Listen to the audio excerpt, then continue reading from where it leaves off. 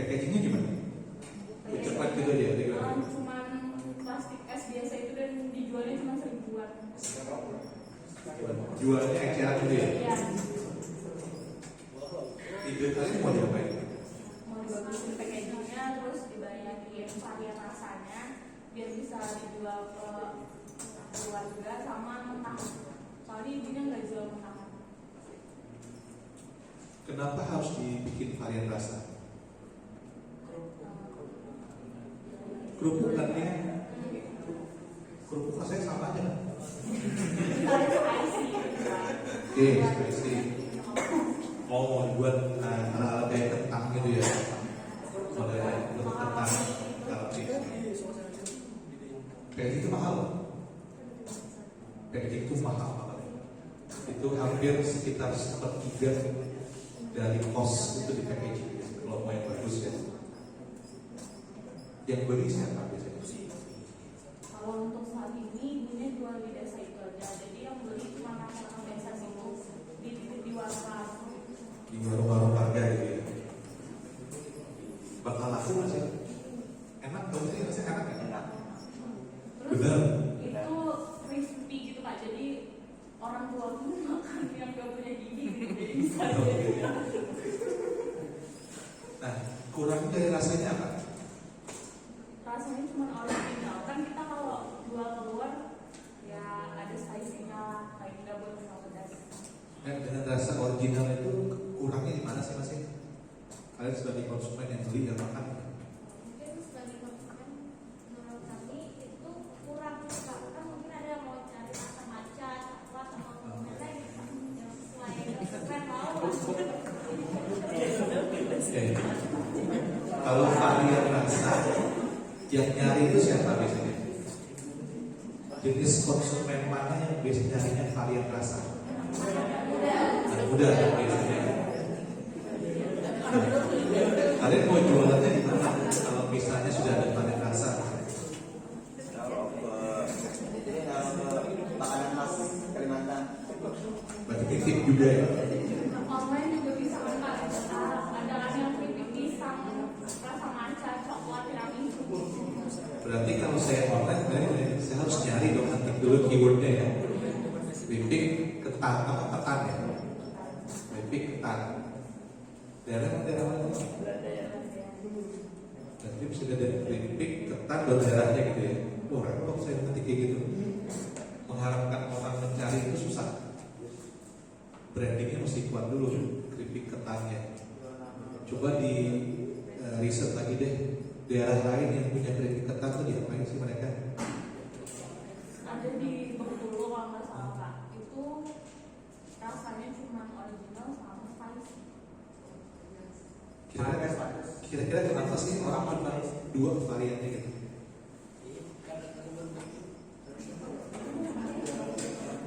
Biasanya karena itu yang paling dicari orang. Jadi ada varian basic yang mesti ada dulu, harus kuat brandnya, baru bikin variasi. Jadi kalau terkait yang seperti itu, yang harus dikuatin itu bukan variasinya dulu, brandnya dulu, rasanya dulu, original dan spicy itu yang paling banyak dicari. Hampir semua produk keripik itu pasti punya 2, original, spicy, original, barbecue. Itu yang paling banyak yang dipunyai oleh varian rasa untuk keripik ya biasanya. Nah, sebelum mengembangkan ke varian lebih yang lain, itu dikuatin dulu. Setelah dapat kuat, resepnya bagus, tes dong gitu.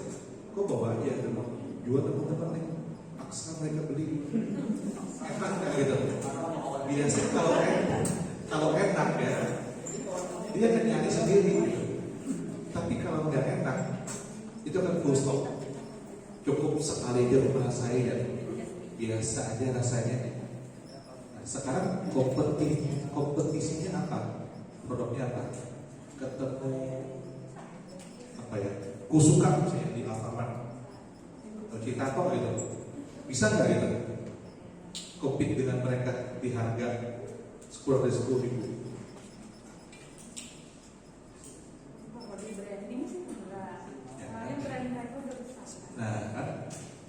Tapi kembali lagi kita sebagai konsumen kan disediakan keripik ketan seharga 7.000 misalnya, sudah pakai packaging yang bagus nih ya.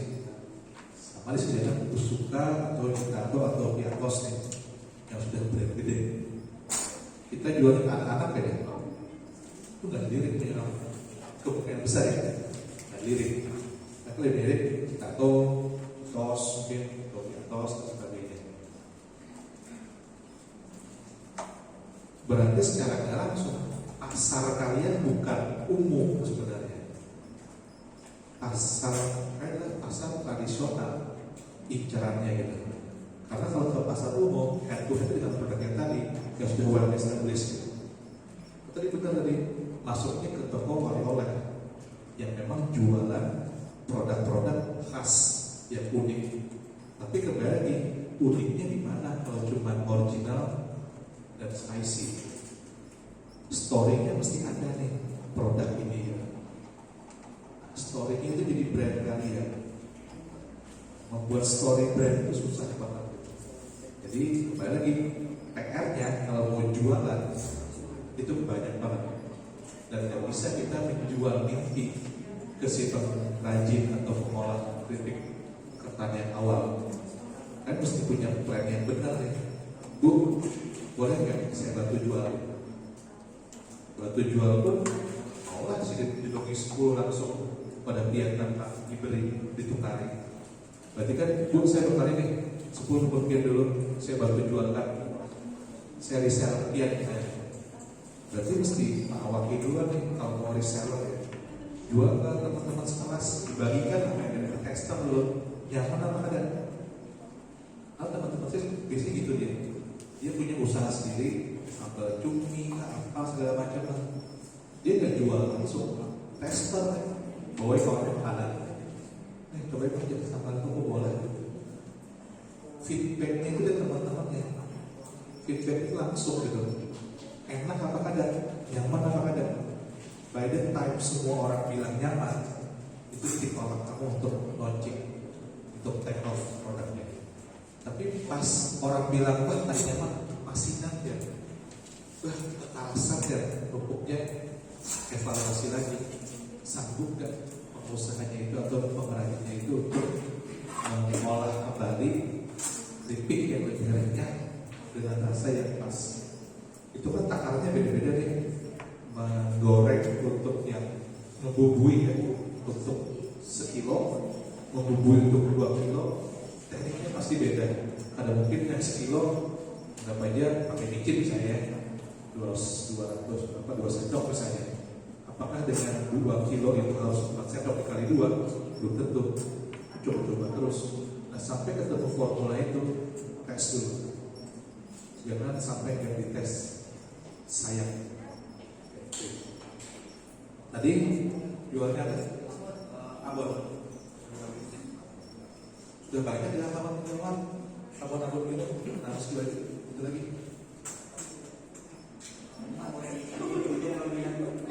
Potensinya itu aja.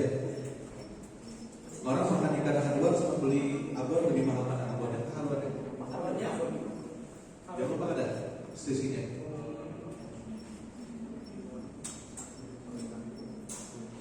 Hampir sama lah. Tapi kan biasanya, jadi kan biasanya produk turunan itu biasanya harganya lebih mahal karena butuh proses pengolahan lagi. Nah sekarang kalau kamu produk turunan yang kekurang lagi aja dengan harga haruan yang sudah diolah, jadi dibuat dimakan misalnya, berarti pasarnya beda. Kamu nggak bisa jual di pasar yang sama dengan orang jual ikan haruan. Berarti di pasar modern gitu. Salah satu ini atau pasar orang tadi. Nah, kembali lagi produk yang sama sudah banyak. Apa yang membedakan produk kamu dan produk yang sama yang lain? Mungkin campurannya. Mau campur apa lagi?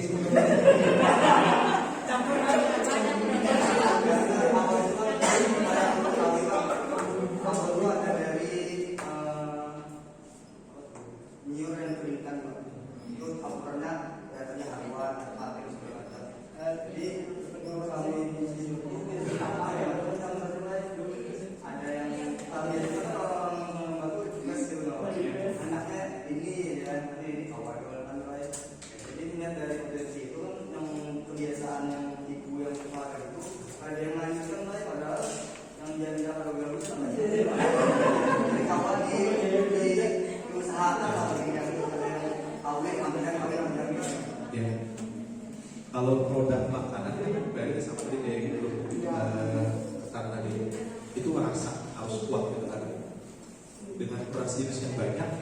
ini diapain nih?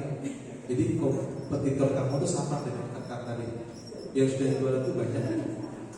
Berarti kan di pasar persaingan sempurna nih, yang jual banyak dengan harga yang kurang lebih sama dengan bahan baku yang sama gitu kan. Berarti kan satu, rasa mesti beda, varian mesti beda, harga mungkin harus kompetitif gitu kan. Jualannya mesti bukan di tempat yang sama dengan mereka. Jadi kalau saya sih melihatnya sama nih, PR-nya banyak banget kalau mau jualan. Tapi kalau yang berhasil, sustainability-nya jalan gitu. Nah sama kayak di sini nih. Ini jual jus nih buat anak-anak. Sekarang kan jus biasa kan cuma kotak kayak buah vita, jusnya biasa ada gambar-gambar buah gitu kan. Nah ini di Jepang sudah bikin yang seperti ini. Memang harganya, harganya kurang lebih sama. Saya pernah beli yang ini, sama harganya tuh ya kalau dikuruskan ya pasti mahal ini ya. Tapi secara apple to apple-nya kalau saya beli ini dengan beli Coca-Cola atau minuman teh yang lain, ini bersaing harganya. Meskipun kecil itu bentuknya seperti ini. Tapi anak saya suka yang kayak gini, lucu gitu bentuknya. Nah ini kan inovasi packaging nih. Nah sekarang keripik sama abon tadi sudah ada belum yang membuat inovasi packagingnya beda?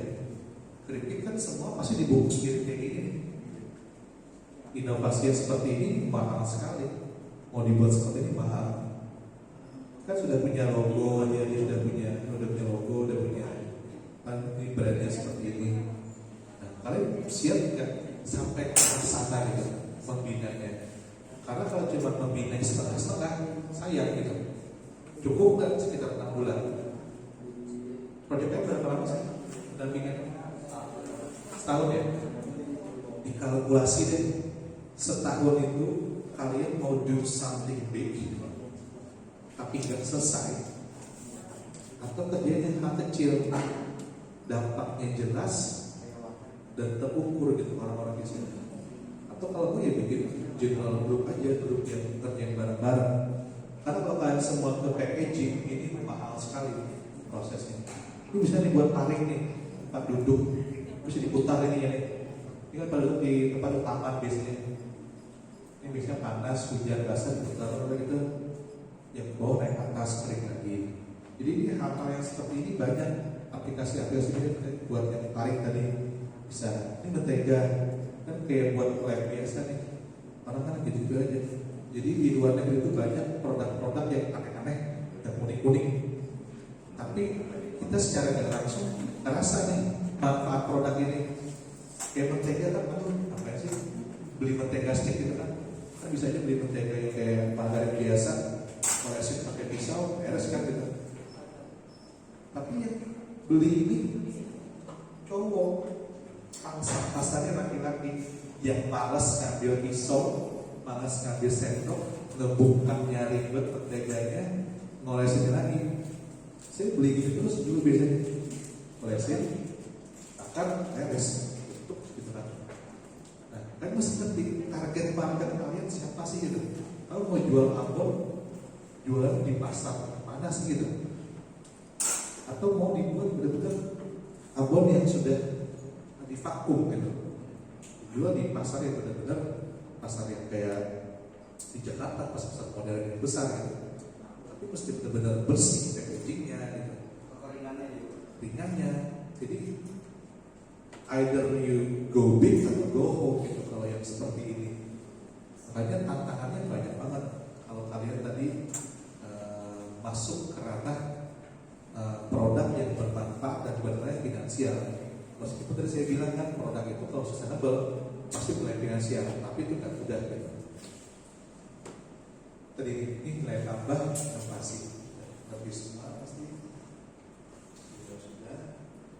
Saya skip ya beberapa terkait dengan BUMDes permasalahan. Nih, ini beberapa klasifikasi usaha BUMDes yang secara tidak langsung inilah jadi pilihan-pilihan kalian atau pilihan dari orang desa untuk mengembangkannya. Ini ada serving, angkutan sampah tadi masuk di sini, gilingan padi, bengkel, jasa di sini. Terus brokering, ini kayak payment point, bayar milik, bayar bayar listrik, air, segala macam. Renting ini penyewaan, trading, trading ini perdagangan, financing lembaga keuangan, holding ini desa wisata. Nah, ada yang tahu nggak tahapan-tahapannya dari yang paling mudah sampai yang paling susah ngerjainnya? Yang paling mudah ya kira-kira? Survey, brokering, trading, renting, holding atau financing paling mudah? Renting. Bukan. Survey.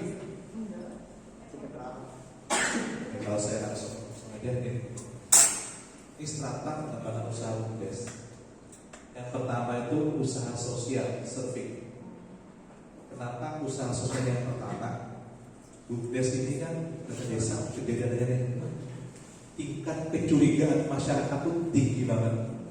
Sampai tahun 2016 banyak banget kepala desa yang ditangkap polisi karena maladministrasi. Ada beberapa yang maladministrasi, ada beberapa penggelapan uang. Tapi mayoritas itu maladministrasi, kesalahan administrasi. Orang desa itu gak cakap untuk urusan keuangan. Jangan orang desa, kami di Pemprov aja SPD yang pertama jawab itu jelibet banyak banget item-itemnya. Nah, apalagi orang yang desa yang memang pengetahuannya kan banyak terkait dengan keuangan. Nah, yang pertama ini adalah usaha yang menyangkut hajat hidup orang banyak. Ini kalau kita bikin, yang dukung pasti banyak. Jalur air bersih misalnya, angkutan sampah, itu yang menerima pasti banyak. Jadi kalau nanti teman-teman ketemu sama pengurus BUMDes itu langsung main di sini, trading sama renting gila kan gitu. Dalam hal ini ya, mereka nggak punya pengalaman berdagang, nggak punya pengalaman berusaha, langsung main di trading, jualan produk, jualan sembako, jualan alat pertanian, jualan pupuk. Wih gila nih bang. Saya banyak mengkritik langsung nih di desa, kecuali ada yang mendampingi ya, orang yang sudah pengalaman jualan, yang sudah punya toko, mendampingi trading, itu baru bisa. Tapi kalau tiba-tiba ujuk-ujuk dia langsung bikin trading usaha, dan pasti minus. Dia pertama itu usaha sosial, yang kedua brokering. Brokering ini kayak tadi kayak menpoin bayar listrik, bayar air 200 kakak kan nyediain loket pembayaran listrik, pembayaran air, itu fee-nya kan sekitar 1.000 sampai 1.500 kayak per transaksi. 200 kakak kali 1.000, 12.000 per bulan minimal untuk listrik, 12.000 untuk air misalnya. Wah enggak bakal laku itu, kan sudah ada pembayaran di bank, mobile banking. Di desa jangan mobile banking, mereka belum punya rekening banyak gitu. Jadi mereka tuh datang gitu, beli pulsa, datang ke konter pulsa, bayar listrik, bayar ke konter listrik, menabung, datang langsung ke banknya gitu. Jadi itu akses-akses yang mereka belum punya. Sehingga kita menyediakan layanan brokering, payment point itu pasti laku, risikonya rendah, modalnya kecil. Itu gak nyampe 20 juta modalnya. Di komputer, di lisensi, internet lah, 3 tuh jadi. Sama mungkin upahnya orang yang jagain. Servisnya terjamin, orang pasti bayar listrik, pasti bayar air gitu. Terus bayar apa lagi ya? 2 itu mungkin yang lain-lain lah, mungkin ada bayar pajak yang lain-lain. Kepakai semua nih brokering. Jadi ini usahanya dengan resiko yang paling rendah. Ini usaha yang wajib dikerjakan. Ini usaha dengan resiko paling rendah, brokering. Gak pernah ada cerita orang rugi usaha brokering. Tapi pasti banyak orang yang belum usaha brokering. Untungnya tipis banget. Kan ada gak untung? Makanya ini bukan usaha utama ya. Jadi kalau ada BUMDes bikin usaha utama, kasih tahu. Belum itu usaha pendamping layanan. Nah, usaha utama itu nomor 3, 4, 5 itu usaha utamanya. Masuk ke penyewaan gitu. Ini usahanya dengan resiko medium, tapi dari utilitas dan bisnis yang tinggi. Financing itu resiko tinggi, bikin bank desa, lembaga kredit, operasi masuk di financing, sama trading yang terakhir untuk usaha perdagangan. Ini yang membedakan BUMDes di Jawa dan di Kalimantan misalnya. Paling gampang membedakan tukang Jawa dan tukang Banjar itu mentalnya beda banget, lebih kental. Kalau lagi sedang pindahan rumah, jadi merasain bagaimana uletnya buat tukang Jawa dan ngalihnya dipanggil tukang Banjar. Lama-lama ini bukan mendiskriminasi tapi ini pengalaman ulet, jadi lu bisa karena ini pengalaman ulet gitu kan. Bagi yang lain punya pengalaman beda ya silahkan. Tapi in general, masalahnya kalau tukang Jawa kadang-kadang menggali fondasi. Tukang Banjar, ya mungkin kalau ide baru bisa aja tanah rasa, tanah rawa, tanah gambut. Banjar tukang Banjar kalau mau kada mau. Kadang-kadang mereka minta harian lah kan, minta harus. Kalau borongan mungkin sepakati setiap hari Sabtu nih gajian, Rabu minta sudah nggak ngutang aja. Ini kita dikurangi aja dan kejulur hari Sabtu aja. Sampai habis hari Sabtunya tuh. Kayak Rabu kita oh ya. Hari Kamis minta bensin. Padahal ini makan ini sudah sampai Sabtu yang harusnya dibawa seminggu kan bisa 50.000 misalnya. Ada semangat tinggi pegawai. Itu biasanya. Sama BUMDes juga seperti itu. Di Jawa itu mereka nggak punya sumber daya alam. Jadi orang yang mau bekerja di sana di Jawa, mereka tahu sudah sumber dayanya udah, sawahnya ada banyak, batu bara ada bisi, sawit ada bisi. Jadi apa? Kreativitas sama keulatan. Makanya pas disokong dengan dana desa, dengan BUMDes, mereka bikin usaha kreatif. Kalau di Kalsel, di Kalimantan, Sumatera, BUMDesnya usahanya penyewaan tenda, air minum, gas LPG, lagi lah. Paling yang brokering, sangat jarang ada yang berbasis usaha kreatif. Desa wisata ada beberapa ada di Kalsel ini. Karena secara mindset nggak pas gitu.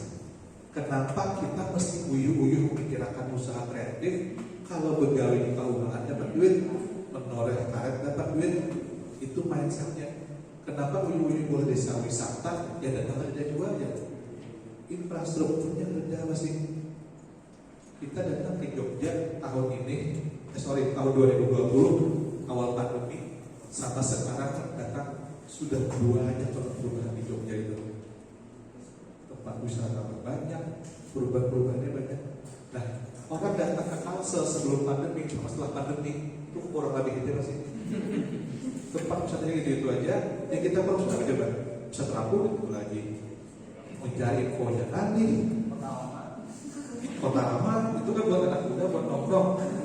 Tapi bagi yang sudah sering nongkrong di Kemang, Kota Lama itu kan biasa banget sudah ya. Parkiran Ngalih parkirnya. Nah, itu beberapa yang susahnya di infrastruktur itu. Dan sumber daya manusianya. Nah, di Jawa itu sekurang-kurangnya orang desa itu mereka berpendidikan. Nah, di wadah kita masih banyak yang belum berpendidikan. Di Kalsel itu ya pemuda pokoknya berusia 25 tahun ke atas sampai 2,5 juta dari 4 juta sekian penduduk kita. 2,5 juta penduduk berusia 25 tahun ke atas, 1,6 juta atau hampir 40% itu kadang lulus atau kadang menuntaskan pendidikan formal 9 tahunnya. Itu catatan kelamnya sebenarnya. Itu di desa ada, di kota ada. Nah, kita kadang-kadang berkiblat dengan BUMDes di sana. Kita emang mau kadang-kadang harus berbasis sebagai alam. Kita belum bisa menggelar desa wisata lagi. Kita harus berbasis pendampingan dan pelatihan. Kita belum bisa lagi untuk hal-hal yang lebih advance. Ini untuk desa. Tadi untuk sumber daya manusia, alam dan lingkungan, khas daerah, sarpas perekonomian, wisata